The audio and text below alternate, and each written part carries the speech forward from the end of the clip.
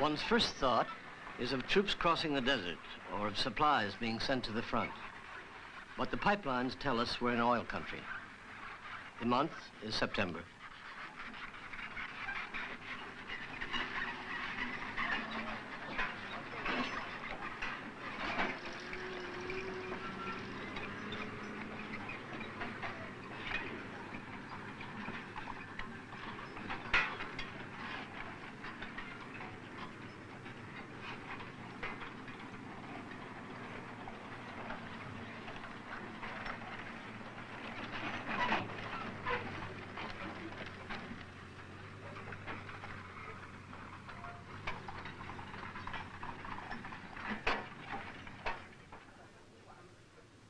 This is one of the drilling crews belonging to an outpost far off in the northeast, the Great Northern Desert, as the Chinese call it.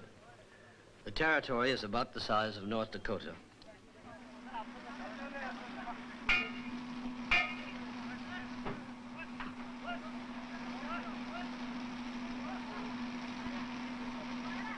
It's 8 o'clock in the morning. Crew 1205 is being relieved by the next shift.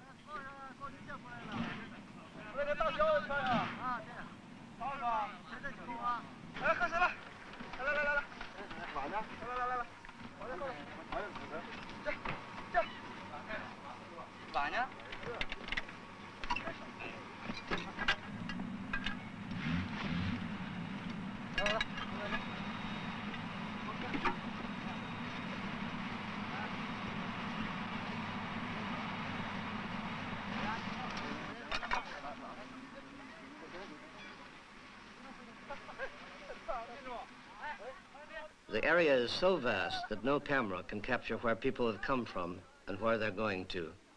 All roads seem to disappear into the horizon.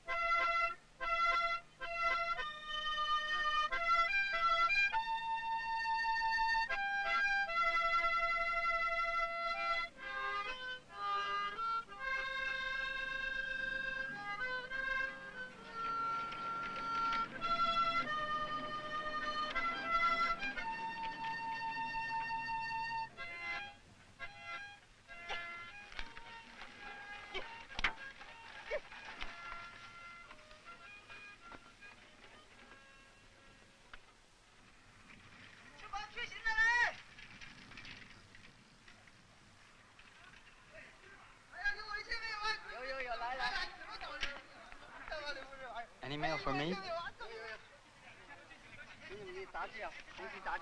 Here are the magazines.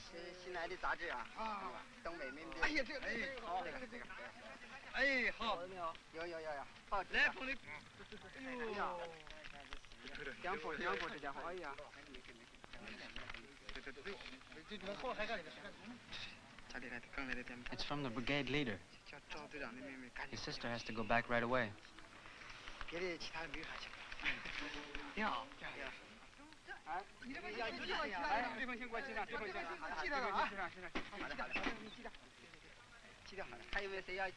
Any letters to mail?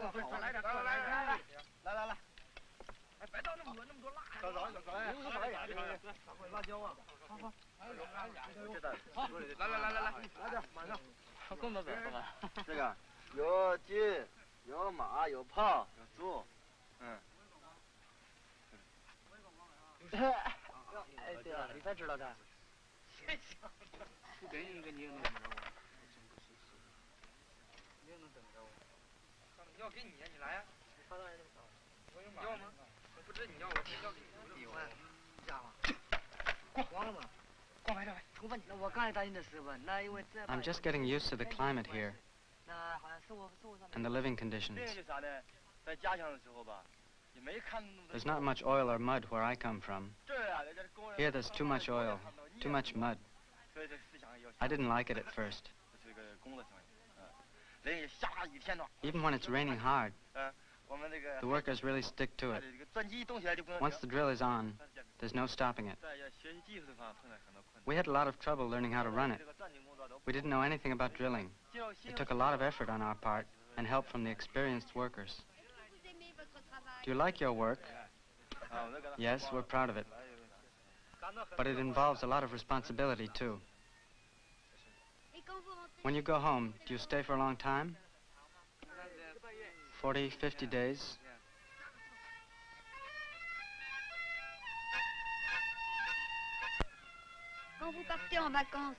After your vacation, is it hard to come back?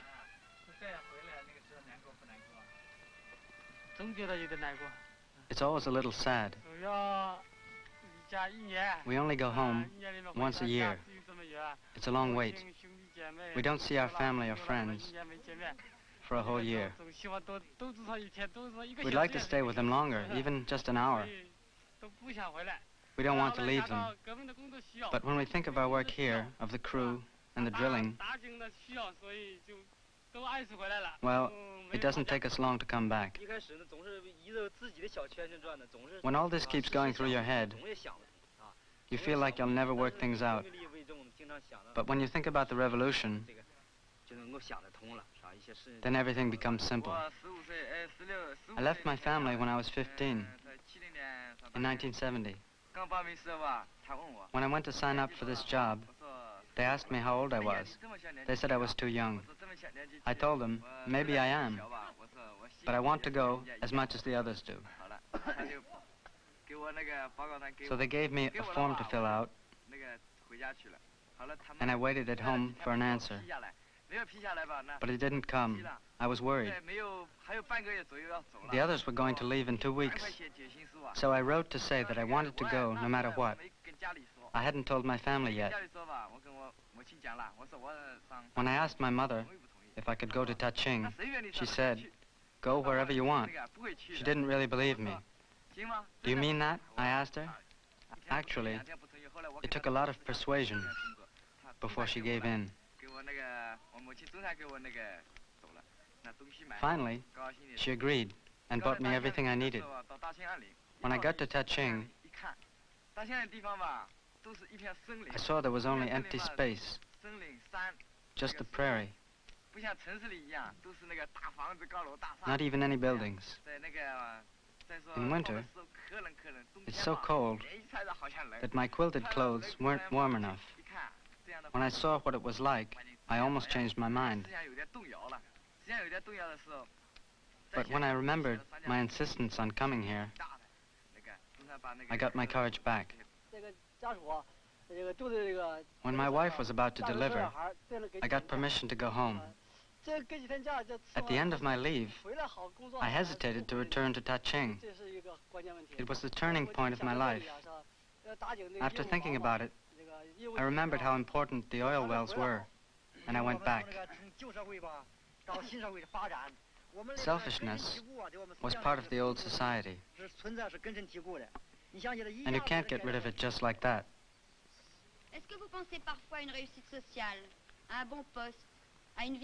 Do you sometimes think about social position, a good job, an easier life?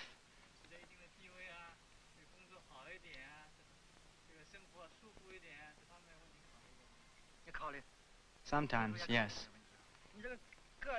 As time goes on, and we get older, lots of problems come up. Love, marriage, children, and so on. Sometimes we think about promotions and higher wages. Yes, we think about that a lot. We have to fight to get rid of these ideas. What did you do during the Cultural Revolution? I was only so big. I followed the grown-ups. I shouted the same slogans. And when they covered the walls with political posters, I carried the glue. I was working with Crew 1205 at the time. I didn't know anything about politics. All I thought about was eating lunch at home, then going to the wells, checking out the drill and the other equipment. I was confused about the political struggle. Before we were told, do your job and don't worry about politics. That was a good way of preventing us from understanding capitalism. But I learned all this in the Cultural Revolution.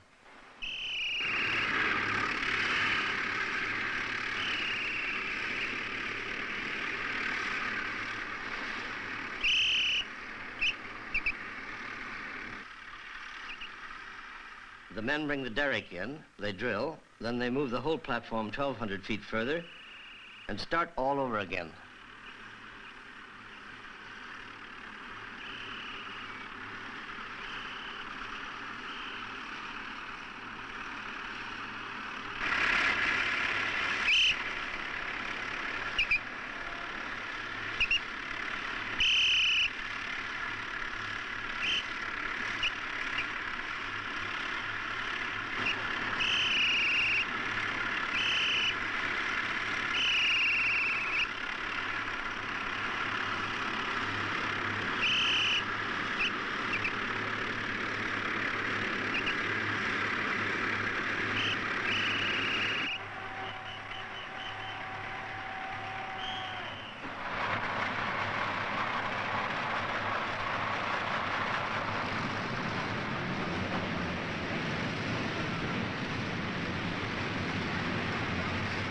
When the drilling site is too far away, the whole encampment is moved along with it.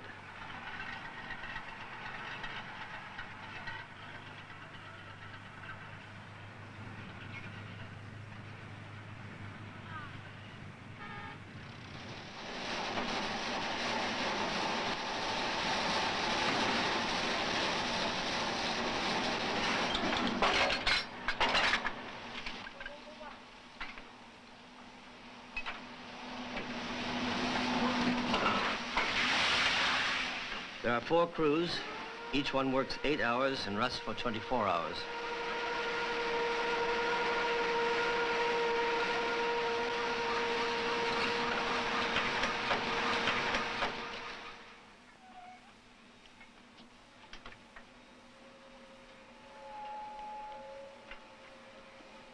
Many young people from all over the country come to work in Daching for 2 or 3 years and then leave. For all of China, Daching represents much more than oil.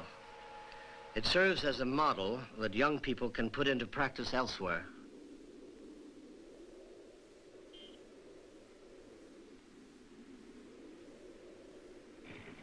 This is where communication, administration, and production management are based for an important part of the oil industry. It's called oil headquarters.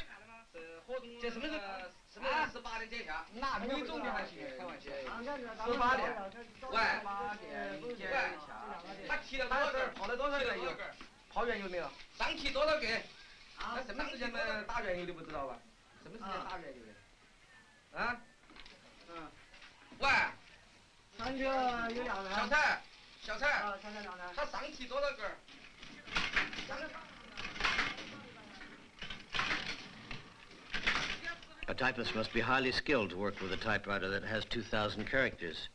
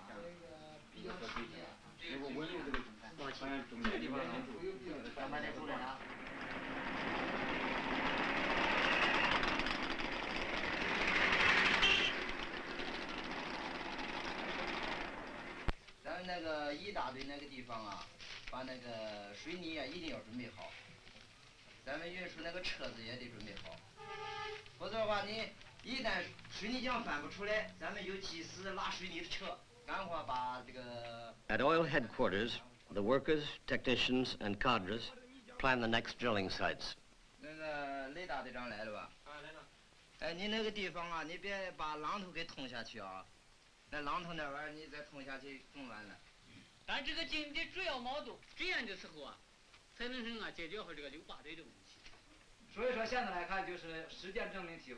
Experience shows us the importance of economic independence.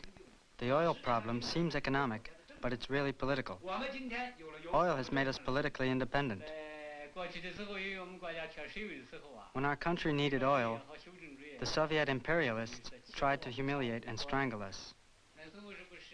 So they decided to cut off our oil supplies and call back their technicians. The Soviets have a talent for deception. They pretend to offer economic aid, but there are always political strings attached. When we needed lubricants for the machinery, they didn't dare say no, but they put us in a critical situation. It was very bad. In the summer, they delivered oil for the winter, and in the winter, oil for the summer. That's right, oil for the summer. In the winter, it froze, and in the summer, it burned. The machinery was damaged because of the lubricants they gave us. Those Soviets planned it that way. You don't have any oil? Here's some, but one condition, be our satellite. Our living conditions were very hard too. So many people came to these barren, uninhabited plains that they had to live in shacks or in tents, even in caves. Yes, caves. We had a lot of problems. In 1960, the weather conditions were very bad, and food had to be rationed. No matter what your job was, both day and night, you had to give a lot of yourself in order to speed up the drilling and to help build socialism. The important things about our battle are its political nature and the spirit of our fighters.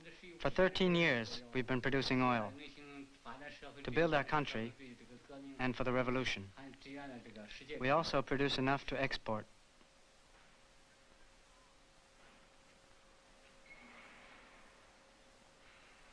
The refinery here provides Daqing with the oil it needs, but most of the crude oil is refined elsewhere.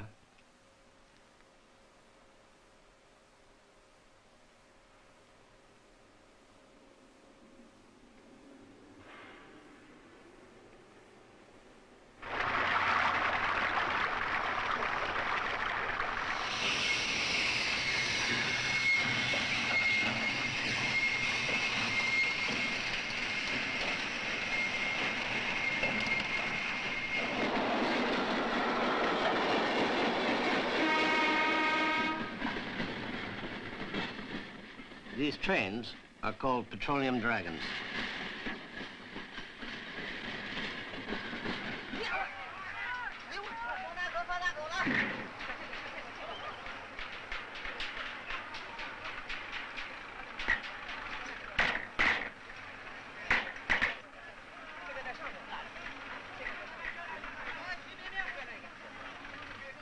Water supply, power hookups, tanks, pumping stations.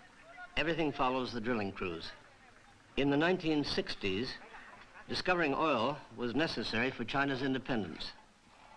Since that time, Daqing has been thought of as a kind of battleground. Military language is used everywhere.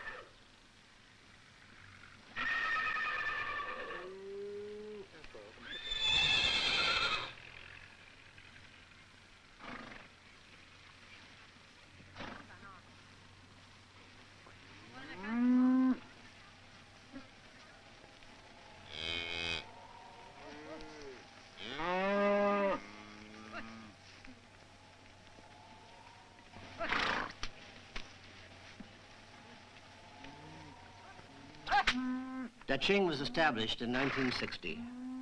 The first pioneers found only the barren prairie. In winter, the temperatures dropped to 20, even 40 below zero. The short summer is a bright change from the months of ice and gray skies. The wind of the Great Plains blows all year long.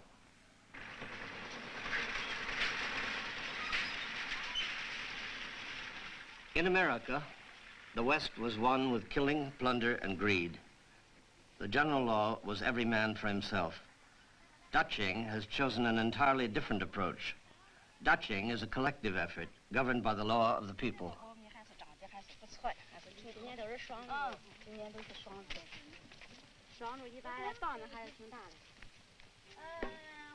As in all conquests, Daqing has its heroes. Mama Sue is known all over China. I came to Daqing in 1961. The Great Plains seemed to go on forever. I got the idea that the housewives could organize themselves to clear the land. So we went from door to door, asking who wants to take part in the work and who doesn't. If the women answered no, we'd have political discussions with them to get them to participate in clearing and farming the land. At first, 25 women signed up, but the day we planned to leave, only 5 showed up. As for the others, well, one had a child, another a sick relative. It was impossible to get them to come. And what could 5 of us do? I said, nobody's ever gone out there. Let's go and see for ourselves. The others can come later. There was nothing alive out there. Not a living thing. The grass came up to our waists. There wasn't even a path. As we walked along, we had to wade through the tall grass. Where could we camp? We set up a simple tent with stakes at the 4 corners.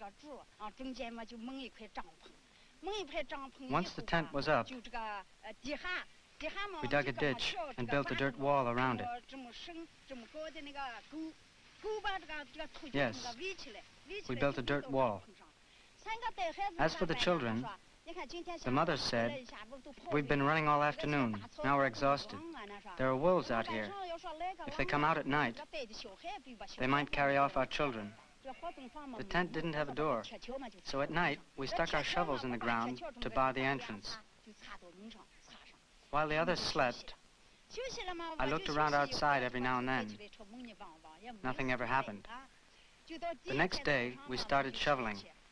After having cleared an acre of land, General Headquarters sent news that they had mobilized some more women, and 18 more housewives arrived. That made 23 women in all, but it was late in the season, and shoveling went too slowly. We found a wooden plow and pulled it by hand. The work went faster that way. One of us guided the plow, and 9 others pulled it. The others continued shoveling. Pulling the plow that way was exhausting. Before we'd cross the field, our legs would buckle under us, and we'd fall on our knees.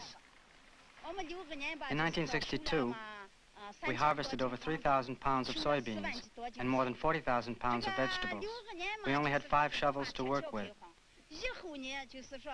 In 1963, there were more of us, and we were able to farm more land. Little by little, our village is growing. That's the story of our village. I'm finished.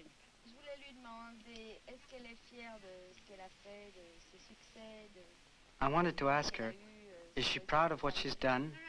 Of her success? Is she proud of the way she organized the other women?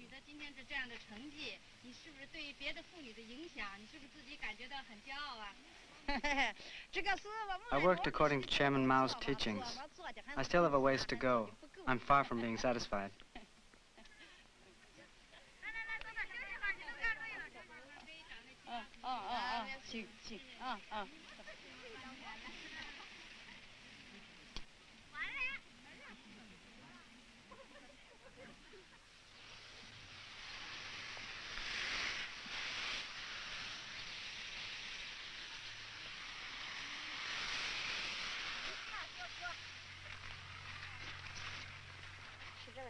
Take it apart. It's clogged. We can take this off, too.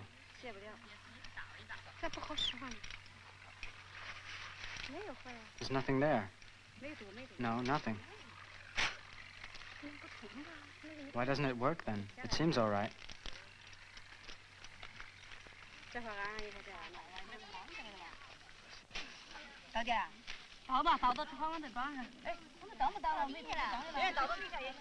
Dashing has none of the capitalist greed usually associated with black gold. Here, they don't want to destroy nature by taking the oil and leaving the land to be reclaimed by the wind and the desert.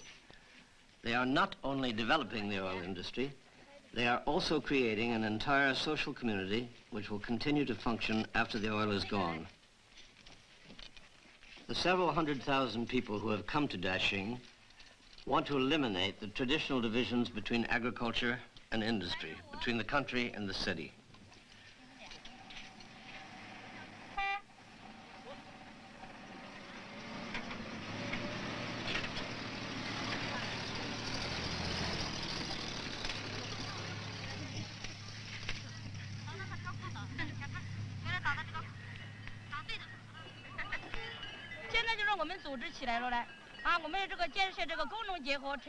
We've organized a new kind of industrial and agricultural cooperative.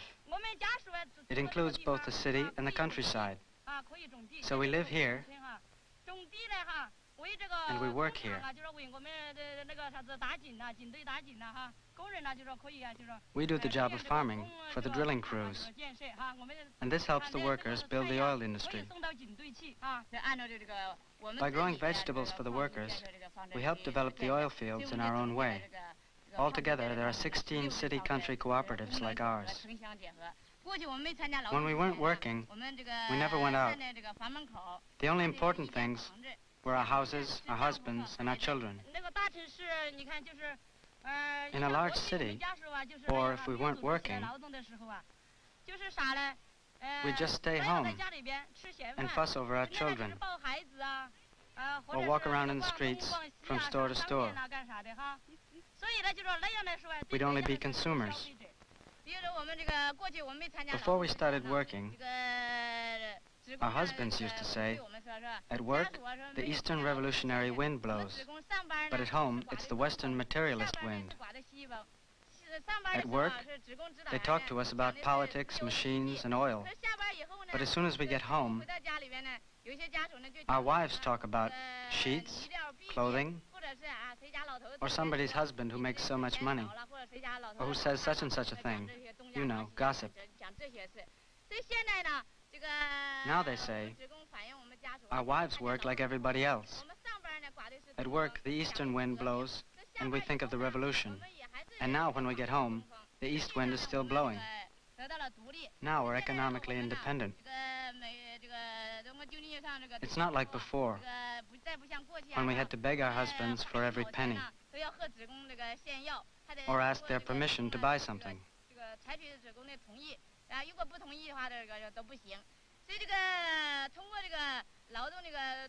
In other words, our work reinforces our political ideas and frees us economically. Before, if our children asked us for money, we had to ask our husbands. Now that we earn our own living, we can give them money ourselves. We're glad to live in this new kind of village.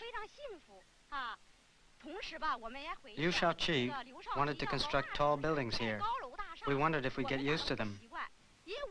Our adobe houses are simple and practical. We're cool in summer and warm in the winter. The tall buildings that Liu Shaoqi proposed were not practical, especially because we'd have to climb all the stairs. We're happy here in our village.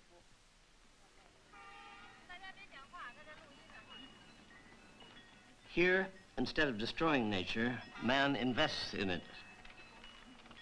Small towns have been built every 15 or 20 miles. Each town is surrounded by 4 or 5 villages.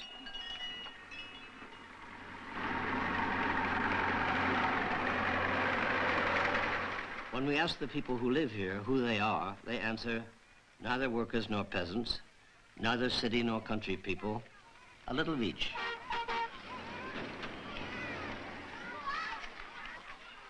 Every small town and its villages forms a complete social unit, supplying all the necessary services, including radio and weather stations and small factories.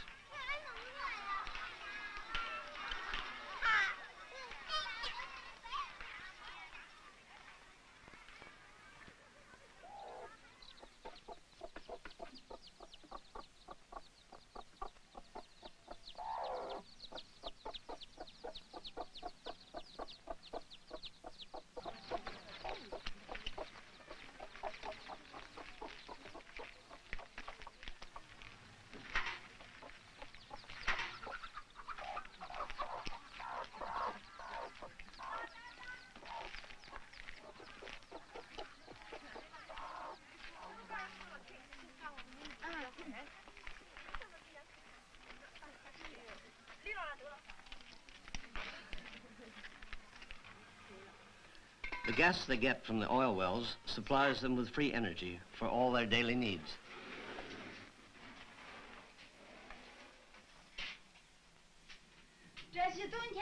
In the winter, we heat the walls. When they're heated, all the rooms, large and small, are warm.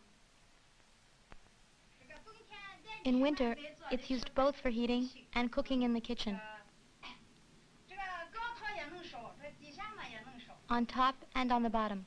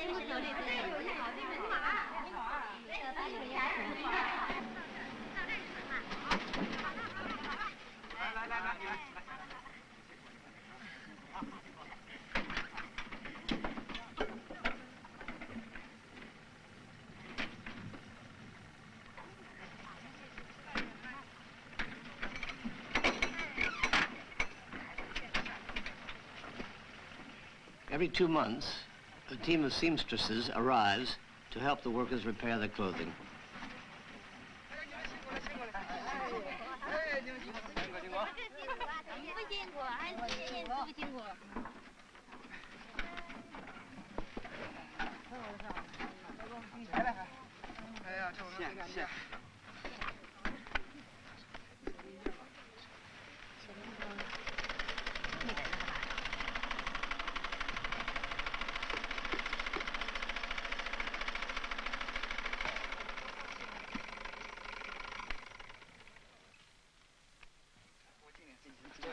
Could you fix this shoe for me? Here. Here's the hole.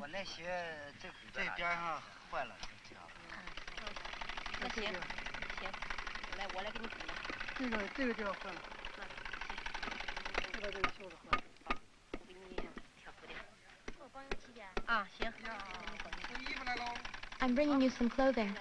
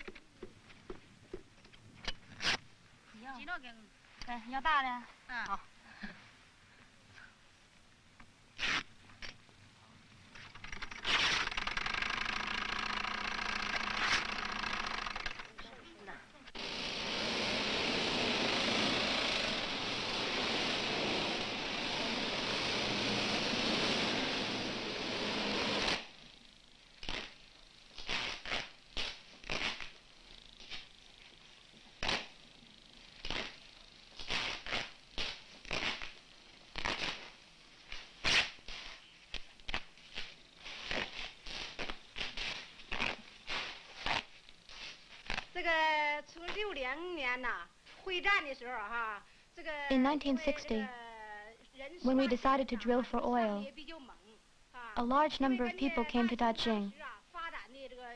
When they got here, the men were dressed in ragged clothes.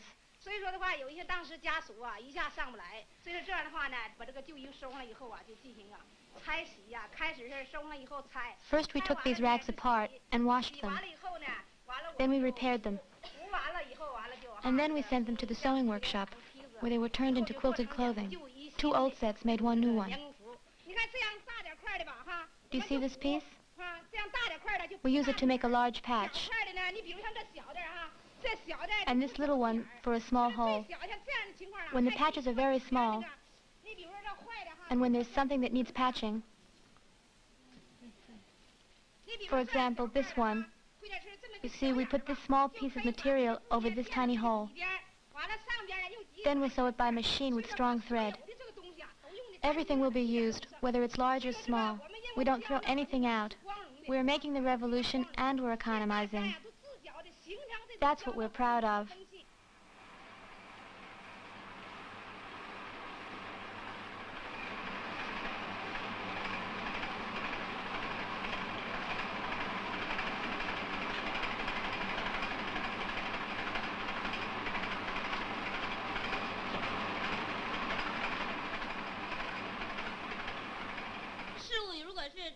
According to metaphysics, material objects are unchangeable. But Chairman Mao's philosophy has taught us that things can be transformed into their opposites. That's how rags are turned into cotton. You discover truth by putting ideas into practice. We started out with the idea that cloth was made of cotton. Then we asked, if cotton can be transformed into cloth, why can't cloth be turned into cotton again? Practical experience proved that it was possible. When we tried to find a way to do this, we sometimes got discouraged. But finally, we succeeded in making cotton from cloth. We were really excited. At first, our experiments didn't work.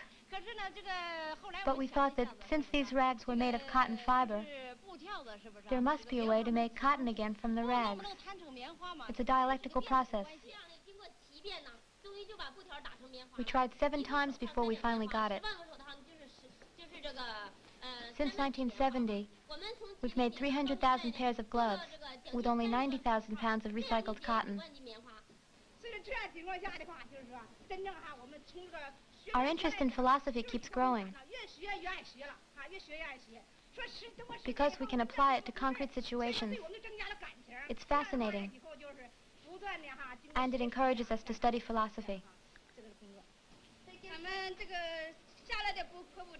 Some rags are made into gloves. Other rags that are patched together in our sewing workshop are made into clothing for the workers. We make quilted overcoats and knee pads because the workers told us that the ones who work in the fields often get rheumatism in their knees. Lenin said that socialism is when even a simple cook is concerned with affairs of state. It is also when seamstresses study philosophy.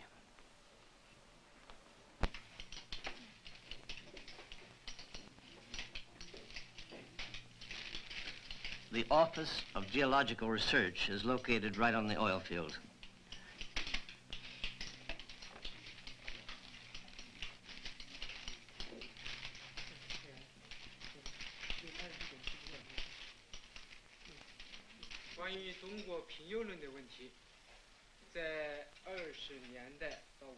Up until the 1950s, geologists from the imperialist countries claimed that China had very few oil resources. Their main point was that China was made up of land sediments instead of marine sediments. We weren't taken in by this. Chairman Mao has explained in his article on practice that in order to see if a theory is correct, you must put it into practice. We found oil in Daqing, quite a lot of oil, in the sandy clay layers. When you talk about land and marine sediments, you're only looking at things superficially. You need to look more deeply to understand how oil is formed. For the past 13 years, the women workers at well number 17 have gone beyond the quota set by the state. We introduced water into the injection well, which pushes the oil through into the main well. The amount of oil we get depends on how much water we inject. The oil and the water are opposites, but here they work together. By applying Engels' theory, We can call the different layers of oil the internal cause, and the injection of water the external cause.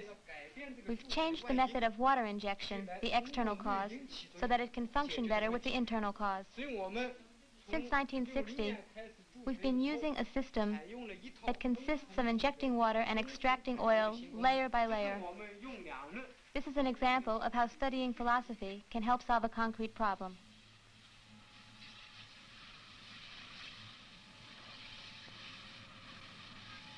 When water is injected into the underground layers, it collects in the lower layers because it's heavier than oil. So it pushes the oil up toward the surface. The principle is simple, but there are many different methods. In this particular field of oil technology, the pioneers of Daqing are 10 years ahead of the rest of the world. Western scientists must go through the same process we do. That is, an experiment, a failure. Another experiment until finally the solution is found. In scientific experiments, you must be guided by the right theory. Then you can analyze your failures and reach your goals. Otherwise, you'll have many more failures, and it will take longer before you succeed. Some people say that here you can't choose your job, that all jobs are assigned by the administration. What do you think? We should talk about freedom in the West. People there can't even choose their work. And you call that freedom? Let's compare a Western worker and a Chinese worker. I'm a driller. What freedom does a Western worker have compared to me? He has the freedom to be unemployed, or at least the freedom to worry about it. According to newspapers and radio, American English and French workers are always threatened by unemployment. And then they strike, and what for? Just to have work. Ask Western workers if they can participate as equals in discussions with the engineers. In China, the workers have mastered scientific concepts as well as the oil fields. The projects are planned on the work site with the workers, the engineers, and the managers. Our drilling crew knows the most about our well and how it works. We're not just robots, we run the wells. That's why we know all about them. In our work, we solve problems based on our experience. The division of labor between those who make the decisions and those who carry them out is a method to exploit and oppress the workers. Our collective work gives us workers access to scientific knowledge. In this way, we lessen the educational differences and bring workers and professionals closer together. Scientific and technical knowledge is universal by nature, but it serves the interests of the class in power. If the bourgeoisie has this knowledge, then the bourgeoisie profits from it. If the working class controls it, it serves its interests. The people you work for and with in scientific research, that's the difference between socialism and capitalism. Our struggle is not just for oil, it's for our dignity too, for our political ideals, and for the dignity of the Chinese people. To build Daqing, we didn't count on help from the heavens, but on Chairman Mao's philosophy and the workers' determination. That's how we built wells where there was nothing. And as the wells evolve, so does man, and vice versa. For the past 13 years, the revolution has been changing each person.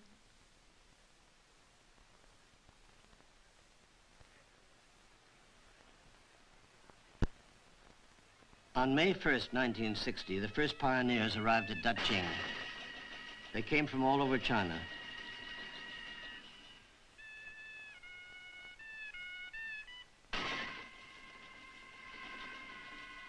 Even before they built shelters, they studied two philosophical works by Mao Zedong, On Practice and On Contradiction.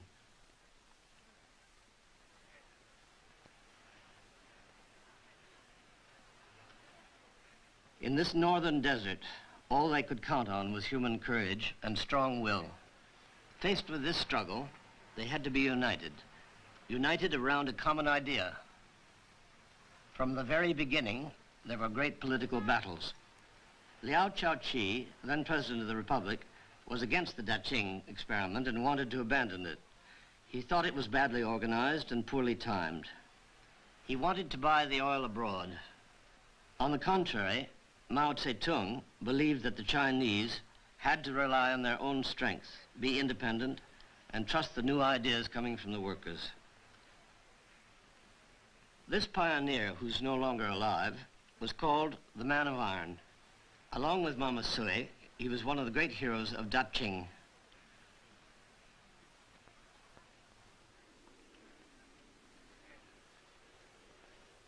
The year 1960 was extremely difficult for China. The Russians had just cut off their aid, including aid to the oil industry. The Americans continued their economic boycott. Natural disasters ruined the crops.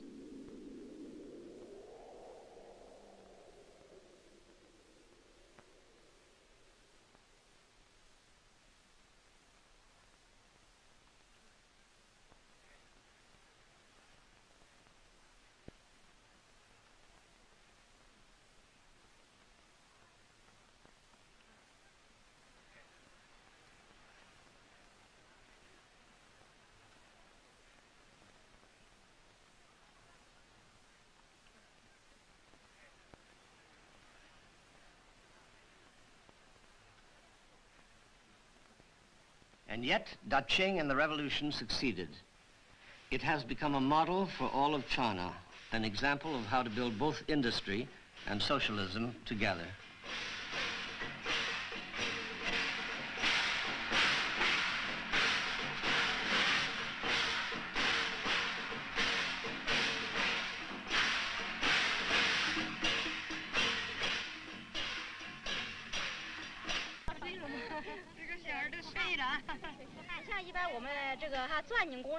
When the drillers are working on the frontline drills, they can't come home every night. But we get along all right. Before, when we weren't organized to work, we used to live out in the oil fields with our husbands in makeshift houses. And we'd move along with the crew.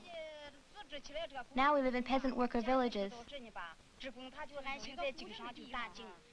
Our husbands work in peace.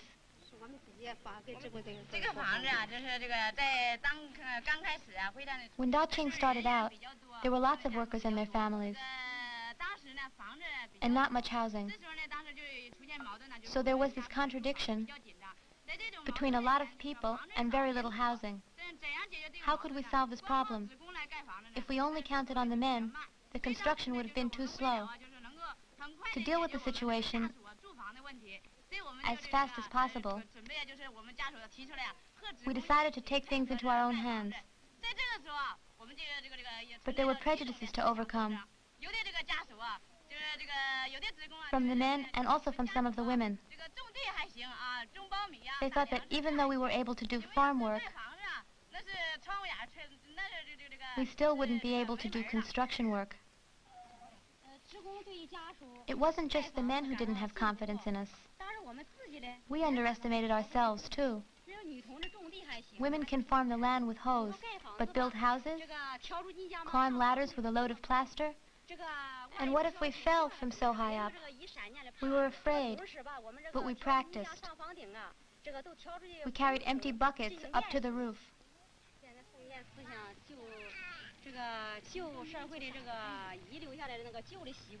Old prejudices, yes, ideas from the old society haven't completely disappeared. Some people still think that way. For example, that women aren't able to build houses, that they should take care of the children and the cooking, that they shouldn't worry about anything else. These ideas still exist. They haven't completely disappeared. Men have two hands to contribute to the socialist revolution. Well, so do we. We can do as much. We must carry on the revolution like the men. We like living here as a group. We can do lots of things. Ever since the women got together, we all help each other out. For example, we take care of women who've just had babies and sick children. We help each other out. Before, we were isolated in our families. If something happened, for example, if someone got sick, we couldn't count on anybody for help. Now that we live collectively, our lives have changed. When someone gets sick, the others help.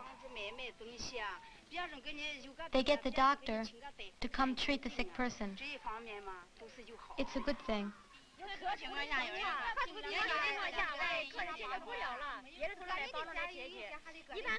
Before, it was each family for itself.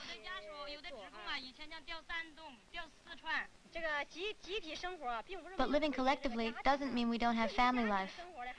Each family decides for itself who does the errands or how to furnish the house. At the beginning, we weren't used to collective life, but now we're getting used to it. If we left the collective way to go back to the old family life, or no, we've really gotten used to it. I think that in the West, with a little practice, most people there could get used to it too. In political struggles and in the revolution, they too would organize themselves and form collective groups.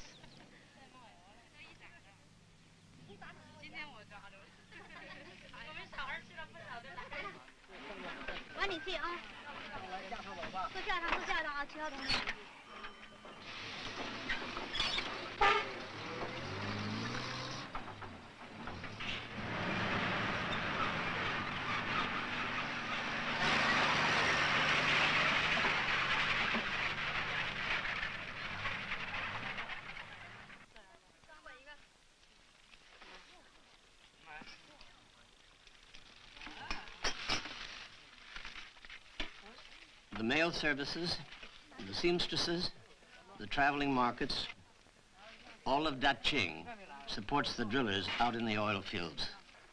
There are two different kinds of pioneers and two different legends. One is the lone cowboy from the American Far West, who has to rely on his own fast reflexes to survive. The other is the oil driller from Daqing, a worker who belongs to a socialist society. His strength is that of the entire group.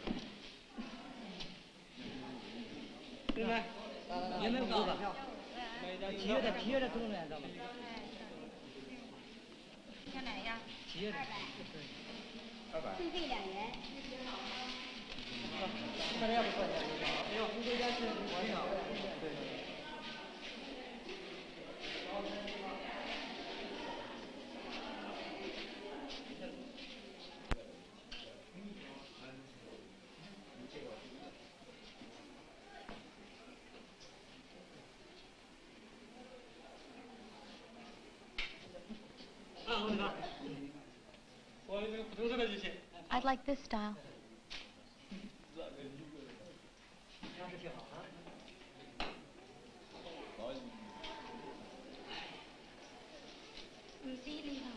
Whose turn is it?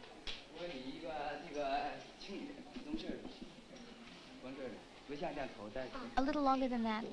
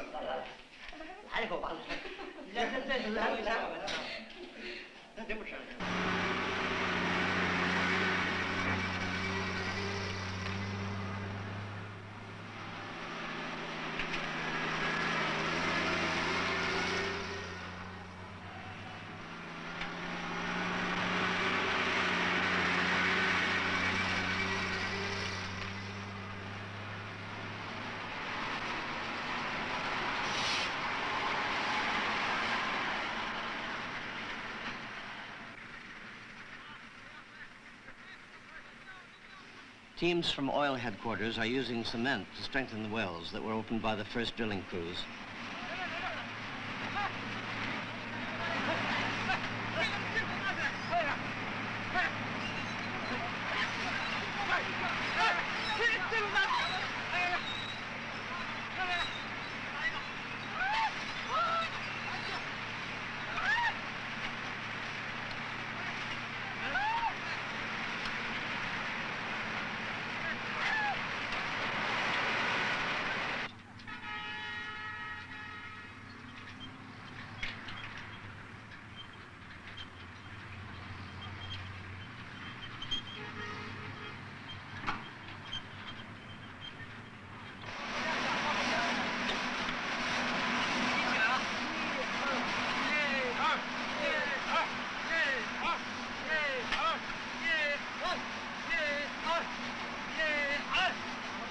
Winter is coming.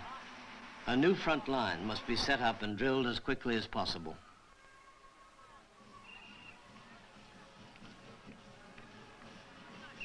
Daching holds a celebration in its own honor.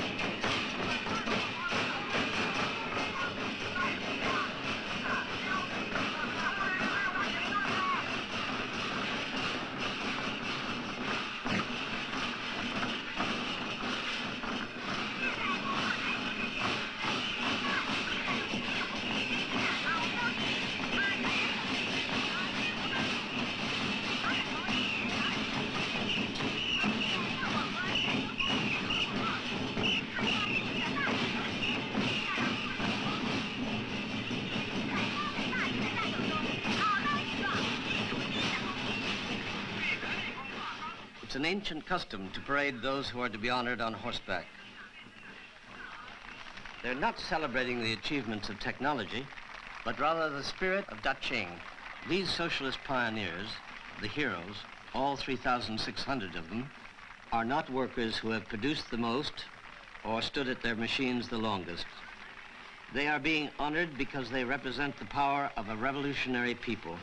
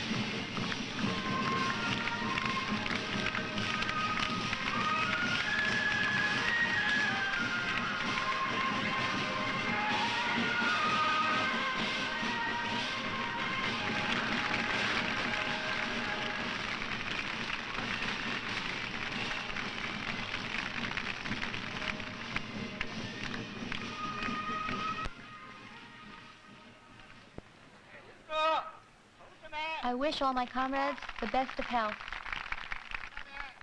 The speaker is Yu Ki Hong, representing the Young Progressive Workers.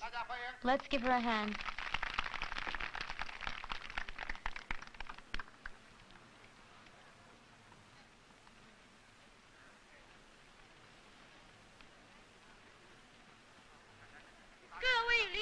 Cadres and fellow workers, after I finished high school, I answered Chairman Mao's call to young people to unite with the workers, peasants, and soldiers.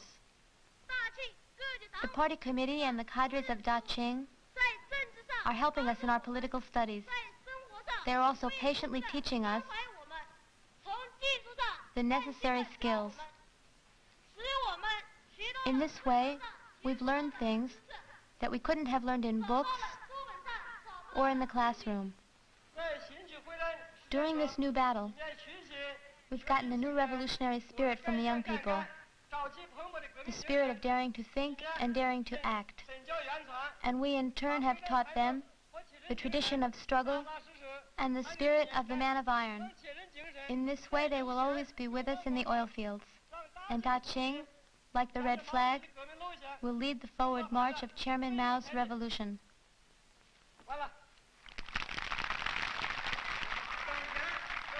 We must have a special concern for the crews that work in the most distant oil fields. We must help them with the problems of daily life.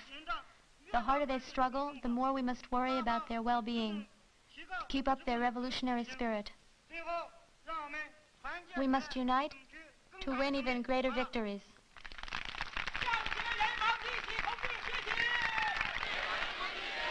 Follow the example of the man of iron. Follow the example of Da Chai.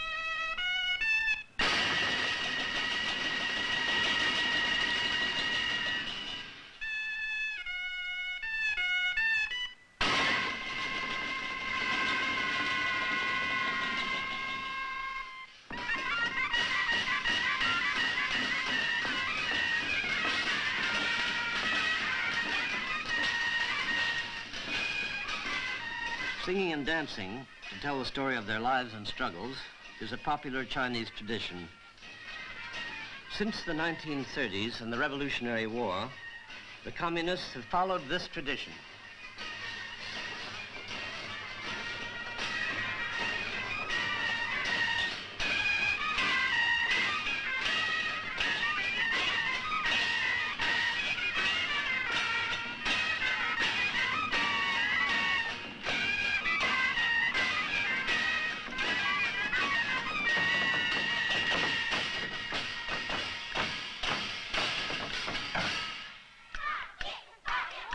The red flags of Daqing are waving in the wind. Listen to the victorious song of the battle for oil. We offer the fruits of our victory to the party.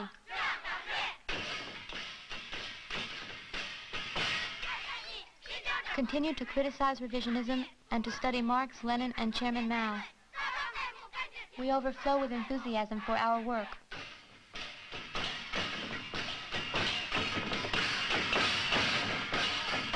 The number 5 drilling crew has set the example. It has drilled 10 wells.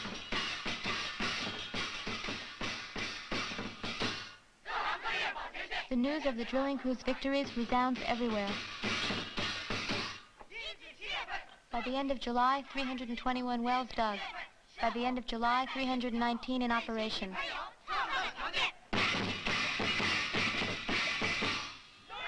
Teams 1205 and 1202 drilled 30,000 feet in June. Team 1274's small pump has surpassed the large one. In June, the Derrick team changed drilling sites in 5 hours and 10 minutes.